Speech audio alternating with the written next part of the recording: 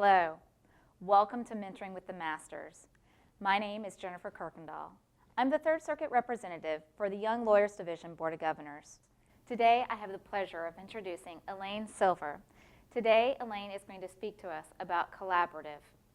Elaine, welcome. Thank you. It's so nice to be here. Excellent. Let's dig right into this. How does one become a collaborative lawyer? Collaborative practice is the anti-litigation. Collaborative practice is a peaceful road to resolution that lawyers are adopting primarily in divorce, but also in all kinds of civil matters, especially where people have a continuing relationship that they want to protect. How do you get collaborative cases to come through the door? Well, you don't get collaborative cases, you make them.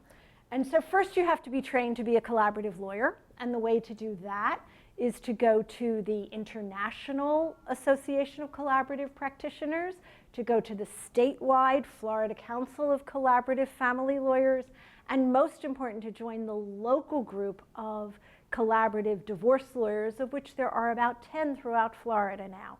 Elaine, could you tell us the nuts and the bolts of the collaborative process? How does it actually work? The collaborative process works by engaging a team, an interdisciplinary team in the divorce context, where each client has their own lawyer. And we also bring in a neutral financial professional and a neutral mental health professional.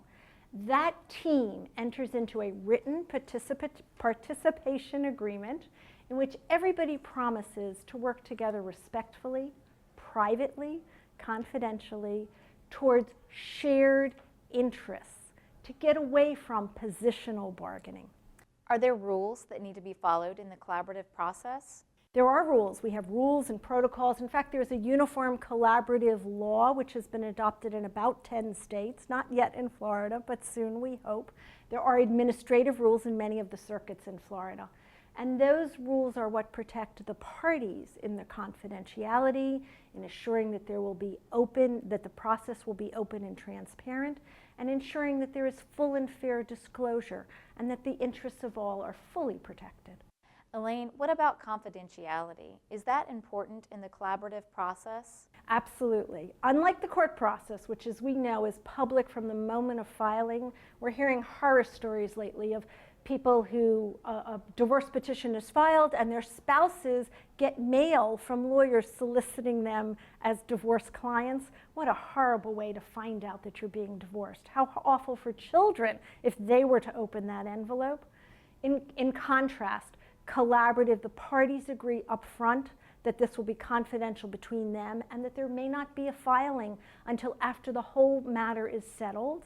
And even when there is a filing, the courts have been very cooperative about protecting parties' privacy so that all that data isn't out there on the web in our day of concern about privacy and the web. Does collaborative have uses in addition to divorce?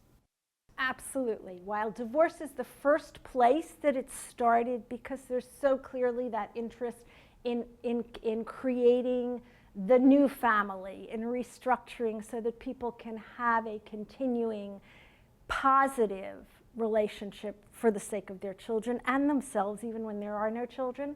For any litigation context in which people have that same interest in preserving relationships, estates and trusts, breakdown of business partnerships between suppliers and vendors, just to name a few, there is a great opportunity to help people with collaborative. Another place that collaborative can be really helpful is those people who don't necessarily have a remedy in the courthouse.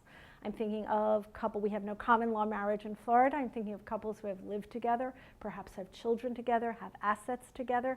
When those relationships dissolve, they don't have a place to go in court. Same-sex couples, similarly, have no place to go in court to dissolve their relationships.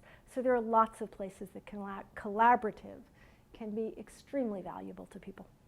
Elaine, is there anything else you would like to add about the collaborative process?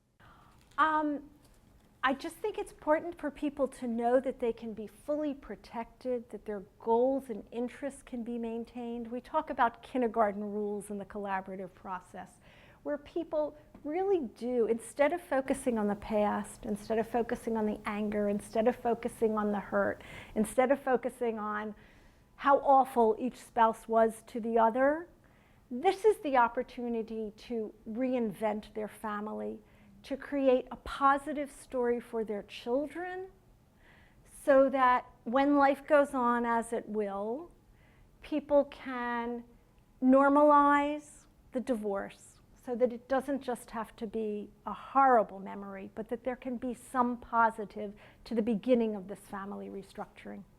That's all very useful information, Elaine. Thank you so much for joining us here today. You're quite welcome.